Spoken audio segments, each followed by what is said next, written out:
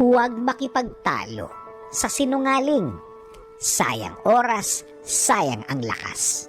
Ang problema sa mga taong sinungaling ay sila mismo ay naniniwala sa mga kasinungalingan nila. Sila mismo ay naniniwala na ang sinasabi nila sa sarili nila ay totoo. Nature na nila ang pagsisinungaling. Sanay na sila dyan. Patong-patong na ang mga sinasabi nila. Mga kinakalat nila na hindi totoo. At entertain sila sa mga pinaggagawa nila. Para silang bumubuo ng kwento na sila mismo ang nanonood at unang-una napapalakpak. Sanay silang magdugtong-dugtong ng mga kwento, mga istorya. Magugulat ka dahil totoo naman ang ibang parts doon.